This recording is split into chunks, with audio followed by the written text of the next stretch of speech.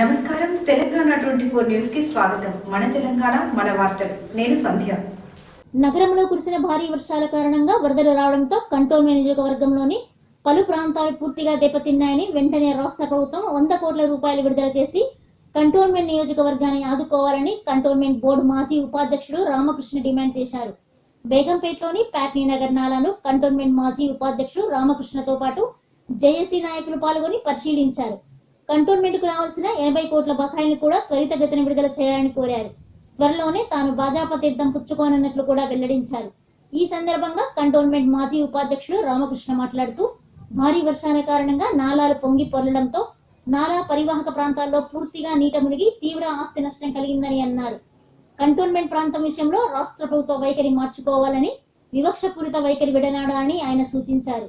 వరదలు వచ్చిన అనంతరం కేటీఆర్ వచ్చే హడావుడి సుడిగాలి పర్యటన చేయడం మూలంగా ఒరిగేదేమీ లేదని అన్నారు. కంటోన్మెంట్ ప్రాంతం కూడా తెలంగాణలో అంతర్భాగమేనని రాష్ట్ర మున్సిపల్ శాఖ మంత్రి కేటీఆర్ గుర్తించారని అన్నారు. జీహెచ్ఎంసీకి ఇచ్చిన ప్రాధాన్యత కంటోన్మెంట్ ప్రాంతానికి ఇవ్వకపోవడం పట్ల రామకృష్ణ తీవ్ర అభ్యంతరం వ్యక్తం చేశారు. భారీ వర్షాలు కురవడంతో నాలా పొంగి నీరంతా కాలనీల్లో చేరడంతో అనేక వాహనాలు కూడా నీళ్లలో కొట్టుకుపోయి బురదలో కూరుకుపోయాయని తెలిపారు.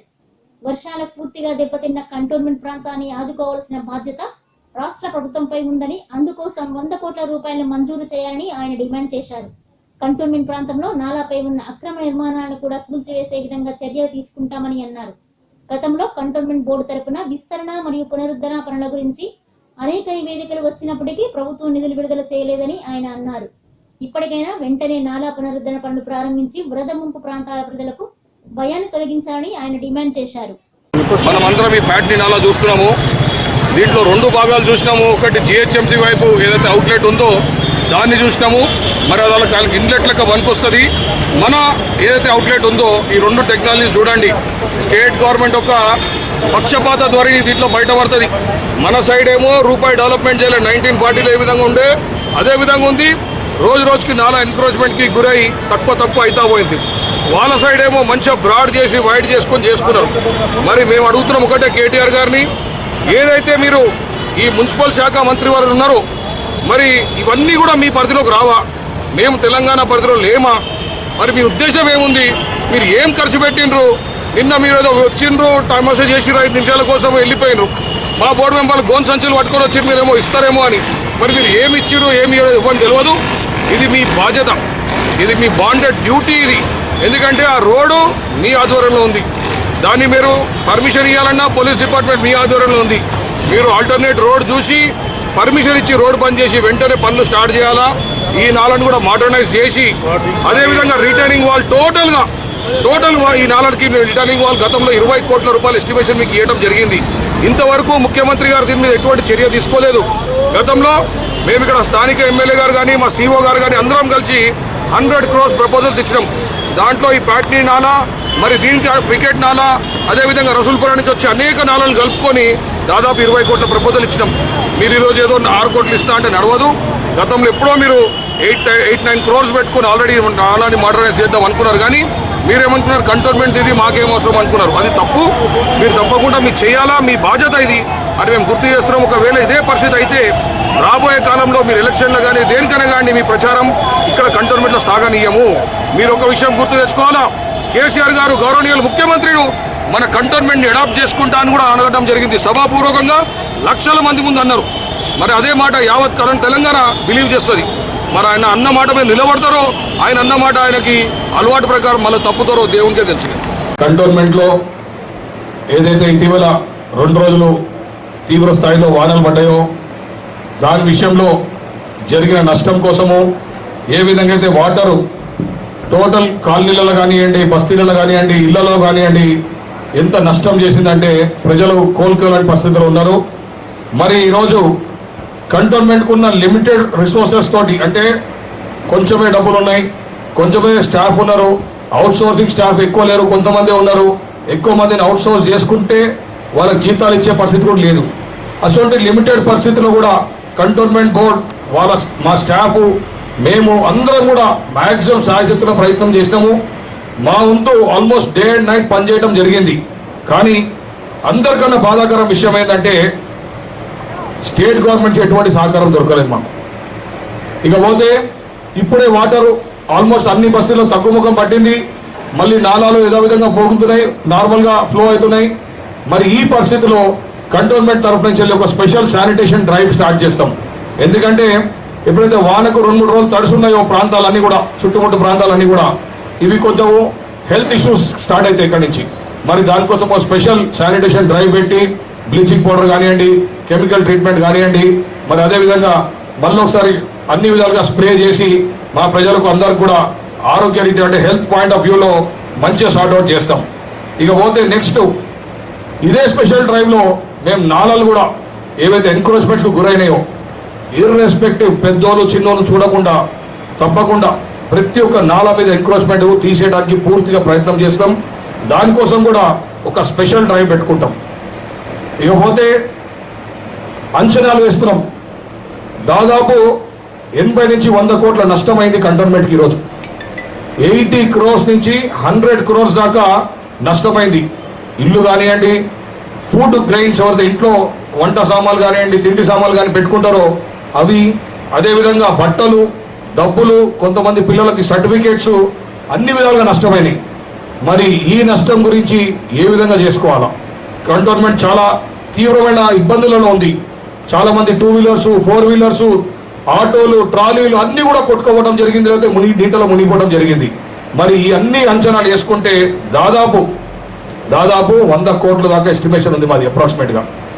మరి ఈ రోజు పరిస్థితిలో నేను ఈరోజు ఎవరైతే టీఆర్ఎస్ నాయకులు చలామణి అవుతున్నారో ఒక బోర్డు సభ్యులు ప్రధానంగా, గతంలో కాంగ్రెస్ పీరియడ్లో జైకార్ అయిన ఒక వాటర్ పైప్ లైన్, ఒక డ్రైనేజ్ సివరేజ్ పైప్ లైన్ వేయడం జరిగింది. దాని బ్యూటీ ఏంటంటే అది న్యాచురల్ స్లోప్కి వ్యతిరేకంగా, అంటే దాదాపు 15 నుంచి 20 ఫీట్ల స్లోప్తోని పనిచేసే ఒక ఆర్టిఫిషియల్ టెక్నాలజీ జైకా ఏదైతే సివరేజ్ లైన్ వేయడం జరిగిందో అదొక మాస్టర్ లైన్లో భాగం. టోటల్ హైదరాబాద్ జిల్లాలో వేయడం జరిగింది. మరి వెరీ అన్ఫార్చునేట్ ఏంటంటే కేవలం ఒక నాయకుడు వల్ల మా కంటోన్మెంట్లో 40 కోట్ల రూపాయల వర్తు జైకా పైప్ లైన్ తాడుబంద్లో ఆయన ఒక కబ్జా ల్యాండ్కి ఆయన ఒక రోడ్ బ్లాక్ చేసుకుని నాదే ఈ రోడ్డు ఎవరు చేయడానికి లేదు దీంట్లో అని ఒక 100 feet అంటే దాదాపు 30 మీటర్ల పైప్ లైన్ ఆపడం జరిగింది. లేకపోతే బోన్పల్లి నుంచి స్టార్ట్ అయ్యి తాడుబంద్ దాకా కంప్లీట్ అయింది. మళ్ళీ ఈ 100 feet గ్యాప్ వదిలేసి మళ్ళీ తాడుబంద్ నుంచి స్టార్ట్ అయ్యి దాదాపు ట్యాంక్ బండ్ దాకా వెళ్ళిపోయింది. మరి కేవలం మా ఒక టీఆర్ఎస్లో ఉండే ఒక బోర్డు సభ్యుడు వల్ల ఈ లైన్ ఆగిపోవడం జరిగింది. నేను ఈ రాబోయే బోర్డు మీటింగ్ అంటే సోమవారం మా బోర్డు మీటింగ్ షెడ్యూల్ ఉంది. దాంట్లో తప్పకుండా దీనికోసం ఫైట్ చేస్తా. ఆర్మీ అధికారులకు కూడా దృష్టికి కూడా తీసుకుపోతా. వీలుంటే మేమందరం కూడా అక్కడికి ఈరోజు ఏ విధంగా అయితే ఫ్యాక్ట్ ఫైండింగ్ కమిటీలో పోయినాము మనం అక్కడికి పూర్తి బోర్డు కూడా రిక్వెస్ట్ చేస్తాం, రండి మనం సైట్ ఇన్స్పెక్షన్ చేద్దామని. ఒకవేళ ఆ జైకా లైన్ ఈరోజు కమెంట్స్ అయ్యి ఈరోజు నడుస్తుంటే సివరేజ్ లైన్ ఒక 30% అయితే ఈరోజు ఫ్లడ్లో వచ్చిందో మోరి నీళ్ళు దాదాపు 30% తక్కువ వస్తుండే. ఆ లైన్ అంత మంచి లైన్ అది. మరి దాన్ని కేవలం ఒక్క వ్యక్తి ఆయన స్వార్థపూర్తిగా రాజకీయాల కోసం కానివ్వండి, ఆయన స్వార్థం కోసం కానివ్వండి ఈ విధంగా ఆపడం బాగలేదు. ఇకపోతే మేము రాష్ట్ర ప్రభుత్వాన్ని 100 crores ప్యాకేజ్ డిమాండ్ చేస్తున్నాం మా కంటోన్మెంట్కి. మాకు నష్టం 100 crores అయింది. ఇనీషియల్ విడతలో మాకు ఈ నష్టపరిహారం చేయాల్సిందిగా మేము 100 కోట్ల ప్యాకేజ్ డిమాండ్ చేస్తున్నాం. అదేవిధంగా ఇండివిజువల్ హౌస్ హోల్డ్స్కి ఏదైతే నష్టం జరిగిందో వాళ్ళందరూ కూడా మీరు ఫస్ట్ వెంటనే అంటే ఈరోజు సాయంత్రంలో కూడా కానీ రేపు మార్నింగ్ కానీ ఫస్ట్ అవర్లో మీ మెకానిజం అంటే మీ అడ్మినిస్ట్రేషన్ మెకానిజం కానీ మీ రెవెన్యూ మెకానిజం ద్వారా ఇంటికి 10,000 రూపాయలు ఎవరైతే నష్టపోయిందో ప్రతి ఇంటికి 10,000 రూపాయలు ఇవ్వాలా. అదేవిధంగా వాళ్ళకి ఎసెన్షియల్ క్లోతింగ్ కానివ్వండి, ఎసెన్షియల్ గ్రాసరీ కిట్స్ కానివ్వండి అవన్నీ కూడా మీరు మొదటి విడతలో వాళ్ళకి అందుబాటులో తీసుకురావాలా. వాళ్ళకి ఇచ్చిన తర్వాత రెండో విడతలో మీరు ఏం ప్లాన్ చేస్తారో ప్లాన్ చేసి ప్రజలను ఆదుకునే విధంగా రావాలి. అంతేగాని మీరు ఏదో సుడిగాలి పర్యటన చేసి గాలిలో తిరిగి ఇది ఏమి హెలికాప్టర్లో పర్యటన కాదు.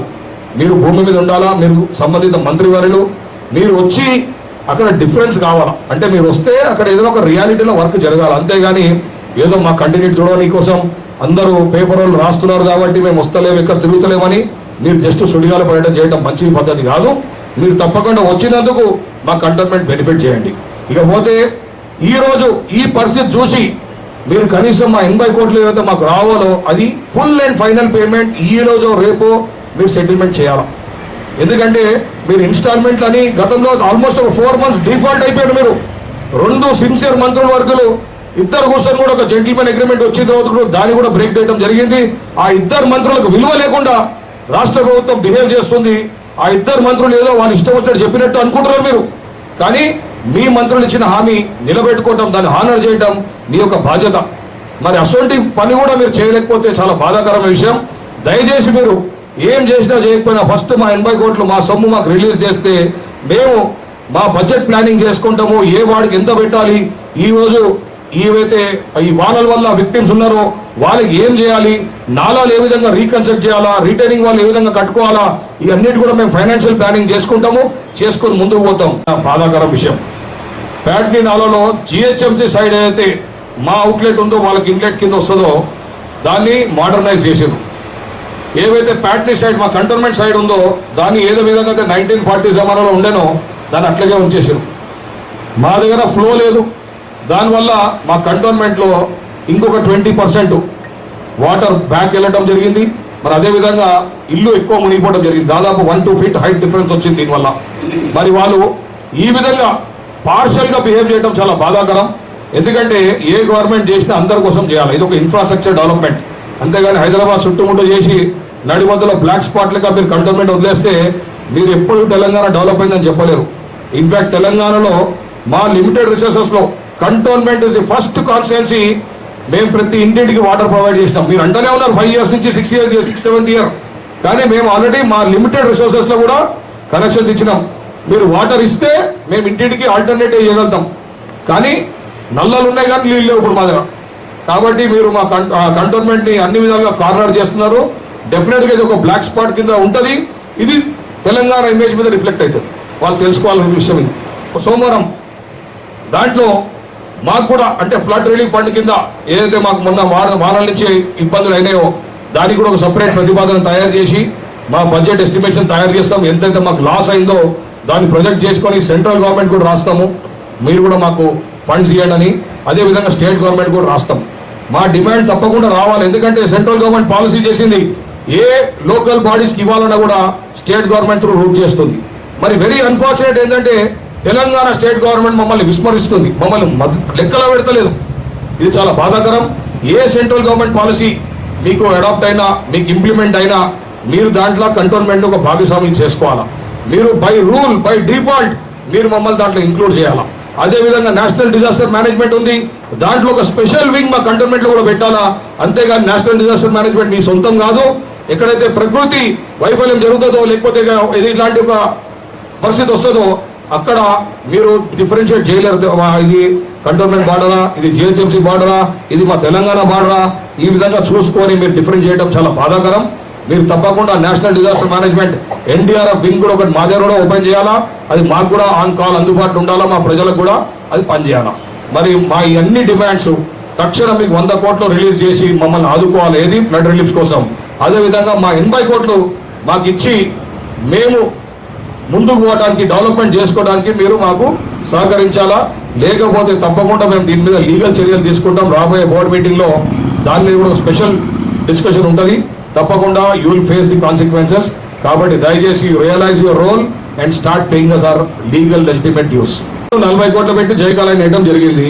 ఆ ఒక్క చిన్న 100 feet అంటే 30 మీటర్ లైన్ వేస్తే ఆ లైన్ కమెన్స్ అవుతుంది. ఆ లైన్ కమెన్స్ అయితే ఈ రోజు ఏవైతే దురుపరిస్థితి ఉండేనో ఆ పరిస్థితి రిపీట్ కాదు. అట్లీస్ట్ 30-40% మేము సేవ్ అవుతుంటే మొన్న ఈ లైన్ యాక్టివ్ ఉంటే కమెన్స్ అయి ఉంటే. కేవలం ఆయన ఒక వెస్టెడ్ ఇంట్రెస్ట్ కోసము ఈరోజు ప్రజలు బాగా సఫర్ అయ్యారు. ఇన్ఫ్యాక్ట్ ఆయన నాయకుడు పప్పు గారు ఉన్నారు కదా, పప్పు గారు ఇల్లు కూడా నీళ్ళు దీనివల్లనే స్టార్ట్ అయింది. అక్కడ దాకా ఎఫెక్ట్ ఉంది. ఈయన ఇక్కడ కబ్జా చేస్తే పప్పు గారి ఇంటికాడ ఎఫెక్ట్గా పడుతుంది. అన్న మీ అందరికీ తెలిసిన విషయమే, మా గౌరవ సభ్యులు మా కేశవ రెడ్డి గారు ఆ ల్యాండ్ కబ్జా చేయడం జరిగింది. మరి తప్పకుండా మేము ఈ రాబోయే బోర్డు మీటింగ్లో చాలా సీరియస్గా తీసుకుంటాము. ఏదేమని కానీ గతంలో కూడా మాకు తెలిసిన న్యూస్ ఏంటంటే ల్యాండ్ ఆయన క్లెయిమ్ చేసుకుంటా ఇదే మెట్రో వాటర్ వర్క్స్ దగ్గర కొంచెం కాంపెన్సేషన్ కూడా తీసుకుంటాం తెలిసింది. అవన్నీ కూడా మేము సంబంధిత అధికారులకు లెటర్ రాయడం జరిగింది. వాళ్ళు మాకు డీటెయిల్స్ ఇన్ఫర్మేషన్ ఇవ్వగానే అది కూడా అందరికీ సభాపూర్వకంగా మేము బహిరంగం చేస్తాం. ఒకటి పార్టీ ఏంటంటే అదే మనం తప్పు చేసినా అడ్జస్ట్ చేసుకొని పోవాలనే రకం టీఆర్ఎస్ పార్టీ. సరే మన మెంబరే కదా చూస్తున్నట్టు పోవాలనే ఉద్దేశంలో ఒత్తిడి ఉంటుండే. ఇప్పుడు నేను బయటకు వచ్చినా కాబట్టి ఫ్రీడమ్ ఉంది. తప్పకుండా మాట్లాడగలుగుతున్నా, ఐడెంటిఫై చేయగలుగుతున్నా. కాబట్టి ఫ్యాక్ట్ ఫైండింగ్ కమిటీ పెట్టిన ఆల్ పార్టీ నాయకులు కూడా మా ఎంబడి ఉన్నారు. అదేవిధంగా మా సీనియర్ విఠల్ రెడ్డి గారు కూడా ఉన్నారు. మరి ఇటువంటి ఏవైతే అవినీతి అక్రమాలు ఉన్నాయో అవన్నీ ఎతికి బయటకు తీస్తాం. రక్షణ శాఖకు సంబంధం లేదన్నా, సర్వీస్ ఛార్జెస్ అనేది ఆర్మీ అధికారులు మాకు రిలీజ్ చేయాలి. అయితే ఎస్, అది కూడా మేము ఫాలో అప్ చేస్తున్నాం. అది మా రొటీన్ ఫాలో అని వస్తుంది. అది కాకుండా ఇప్పుడు స్పెషల్ కేసు కింద వాళ్ళకి కూడా అప్పీల్ చేస్తాం. అదేవిధంగా ఏ విధంగా వీళ్ళు కేంద్రాన్ని అడుగుతున్నారు, మాకు 100 కోట్లు ఇవ్వండి, 500 కోట్లు ఇవ్వండి, 10,000 కోట్లు ఇవ్వండి అని. అదేవిధంగా స్టేట్ గవర్నమెంట్ మేము అడుగుతున్నాం. ఫస్ట్ టైం ఇంతవరకు ఎవరు స్టేట్ గవర్నమెంట్ ప్యాకేజ్ అడగలేదు. ఎన్నోసార్లు ఈ విధంగా జరిగింది కానీ ఎవరు అడగలేదు. ఇప్పుడు తప్పకుండా గతం వేరు, ఇప్పుడు వేరు. ఇప్పుడు దే ఫీల్ ది పించ్. ఒకవేళ కంటోన్మెంట్ ని ఇదే విధంగా వివక్షగా చూస్తుంటే తప్పకుండా కంటోన్మెంట్ లో ఉన్న ప్రజల కోపం, హీట్ వాళ్ళకి డెఫినెట్ గా తగులుతుంది. హైదరాబాద్ జిల్లాను అడుగుతున్నా, హైదరాబాద్ జిల్లాలో are we not a part of Hyderabad, are we అవుట్ సైడర్స్. ఈ విధంగా తప్పకుండా మా డిమాండ్స్ మేము సాధించుకునేదాకా మేము వెనకకు పోయేది లేదు. ఎలక్టెడ్ ఎంపీ గారు తప్పకుండా ఇట్లాంటి ఇష్యూ బేస్ లో ఆయనతో కలిసి పోరాటం చేస్తాం. Point number 1. పాయింట్ నెంబర్ 2, నేను అతి త్వరలో బీజేపీ పార్టీలో కూడా జాయిన్ అవుతున్నా. బీజేపీ పార్టీ సహకారంతో, అక్కడ లీడర్లతోని, అక్కడ క్యాడర్తోని, మరి అక్కడ ఉన్న మంత్రులతోని, అక్కడ లీడర్షిప్ తోని కూడా సహకారం తీసుకొని తప్పకుండా మాకేవైతే రావాలో ఆ రైట్ఫుల్ విషయాలు అన్ని కూడా అచీవ్ చేసుకుంటాం. మా టార్గెట్ ఏం లేదు, మాది కంటోన్మెంట్ అభివృద్ధి. ఫస్ట్ పాయింట్ నెంబర్ 1, మా first agenda development of cantonment. దీంట్లో అడ్డుపట్టలు ఎవరు అడ్డుపడ్డా వాళ్ళతో పోరాటం చేస్తాము, అభివృద్ధి దిశలో నడిపిస్తాం కంటోన్మెంట్. ఇది మా ప్రస్తుతం ప్రైమ్ ఎజెండా. తప్పకుండా ఆర్మీ అధికారులు ఈ రామనకుంట మీద అయితే మేము రింగ్ సీవర్ చేస్తున్నామో దాని తర్వాత దాని ఎంక్రోచ్మెంట్స్ కూడా అన్ని బయటకు తీస్తాము. ఏదేమన్నా కానివ్వండి, నాలా మీద ఎంక్రోచ్మెంట్స్ మేము స్పేర్ చేయము, అదేవిధంగా ఆర్మీ అధికారులు కూడా స్పేర్ చేయము. అది కమర్షియల్ కానివ్వండి, మా మంత్రిది కానివ్వండి, ఎవరిదైనా కానివ్వండి, we'll act on it. Board meeting అయిన తర్వాత మీ అందరితో కూడా షేర్ చేస్తాను. ఆ ఫ్యాక్ట్ ఫైండింగ్ కమిటీలో ఒక కంటోన్మెంట్ ఆఫీస్ నుంచి ఒక రిప్రజెంటేటివ్, అదేవిధంగా డిఓ డిఫెన్స్ ఎస్టేట్ ఆఫీస్ నుంచి ఒక రిప్రజెంటేటివ్, కంటోన్మెంట్ విభాగం నుంచి ఒక ఇంజనీర్, ఒక సీనియర్ ఇంజనీర్, ఒక జూనియర్ ఇంజనీర్, ఒక సర్వేయర్, అదేవిధంగా ఒక ఎలక్టెడ్ బోర్డు మెంబర్, ఇంకొక ఎక్స్ ఫార్మర్ బోర్డు మెంబర్ తోనే కమిటీ కాన్స్టిట్యూట్ చేయాలని ఆల్రెడీ లెటర్ రాయడం జరిగింది. దీని మీద డిస్కషన్ మండే బోర్డు మీటింగ్ జరుగుతుంది. అయిన తర్వాత అవుట్కమ్ మీతో షేర్ చేసుకుంటా. ఆ లెటర్ కూడా మీకు కాపీ ఇస్తాం. అంటే we'll act on it. Board meeting అయిన తర్వాత మీ అందరితో కూడా షేర్ చేస్తాను.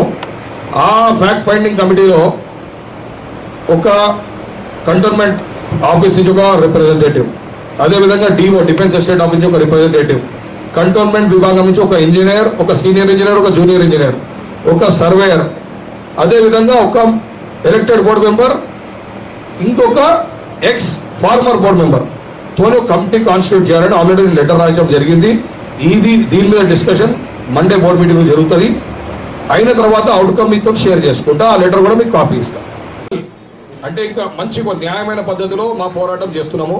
దయచేసి మీరు కూడా సహకరించి ఈ యొక్క ఉద్యమం అంటే కంటోన్మెంట్ లో కొద్దిగా డెవలప్మెంట్ చేసేదాకా మీరు కూడా మాకు బాగా సహకరించాలా. మాకు ఇప్పుడు కూడా మేము ఎన్నడూ పిలిస్తే ఆ రోజు వస్తున్నారు మీరు. I'm really thankful. కాకపోతే ఏంటంటే చాలా మంది మీరు మా కంటోన్మెంట్ రెసిడెంట్సే ఉన్నారు.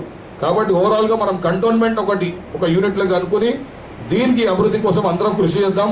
మా జేఏసీ నాయకులు కూడా ఒక్క ఫోన్ కాల్ అందరూ కూడా రెస్పాండ్ అవుతున్నారు. మరి వాళ్ళందరూ కూడా నేను ఈ రోజు మీ అందరు బోర్డు మీటింగ్ అయిన తర్వాత మీ అందరితో కూడా షేర్ చేస్తాను. ఆ ఫ్యాక్ట్ ఫైండింగ్ కమిటీలో ఒక కంటోన్మెంట్ ఆఫీస్ నుంచి ఒక రిప్రజెంటేటివ్, అదేవిధంగా డిఓ డిఫెన్స్ ఎస్టేట్ ఆఫీస్ నుంచి ఒక రిప్రజెంటేటివ్, కంటోన్మెంట్ విభాగం నుంచి ఒక ఇంజనీర్, ఒక సీనియర్ ఇంజనీర్, ఒక జూనియర్ ఇంజనీర్, ఒక సర్వేయర్, అదేవిధంగా ఒక ఎలక్టెడ్ బోర్డు మెంబర్, ఇంకొక ఎక్స్ ఫార్మర్ బోర్డు మెంబర్ తోనే కమిటీ కాన్స్టిట్యూట్ చేయాలని ఆల్రెడీ లెటర్ రాయడం జరిగింది. దీని మీద డిస్కషన్ మండే బోర్డు మీటింగ్ జరుగుతుంది. అయిన తర్వాత అవుట్కమ్ మీతో షేర్ చేసుకుంటా. ఆ లెటర్ కూడా మీకు కాపీ ఇస్తాం. అంటే ఇంకా మంచి న్యాయమైన పద్ధతిలో మా పోరాటం చేస్తున్నాము. దయచేసి మీరు కూడా సహకరించి ఈ యొక్క ఉద్యమం అంటే కంటోన్మెంట్ లో కొద్దిగా డెవలప్మెంట్ చేసేదాకా మీరు కూడా మాకు బాగా సహకరించాలా. మాకు ఇప్పుడు కూడా మేము ఎన్నడూ పిలిస్తే ఆ రోజు వస్తున్నారు మీరు. I'm really thankful. కాకపోతే ఏంటంటే చాలా మంది మీరు మా కంటోన్మెంట్ రెసిడెంట్సే ఉన్నారు. కాబట్టి ఓవరాల్ గా మనం కంటోన్మెంట్ ఒక యూనిట్ లాగా అనుకుని దీనికి అభివృద్ధి కోసం అందరం కృషి చేద్దాం. మా జేఏసీ నాయకులు కూడా ఒక్క ఫోన్ కాల్ అందరూ కూడా రెస్పాండ్ అవుతున్నారు. మరి వాళ్ళందరూ కూడా నేను ఈ రోజు మీ అందరి ముందే ధన్యవాదాలు చెప్తున్నాను. మరి ఇదే విధంగా పోరాటం సాగితే మటుకు తప్పకుండా వెరీ సూన్ మంచి మార్పు కనబడుతుంది కంటోన్మెంట్లో. ఇవి న్యూస్ అప్డేట్స్. మరిన్ని అప్డేట్స్ కోసం చూస్తూనే ఉండండి తెలంగాణ 24 న్యూస్.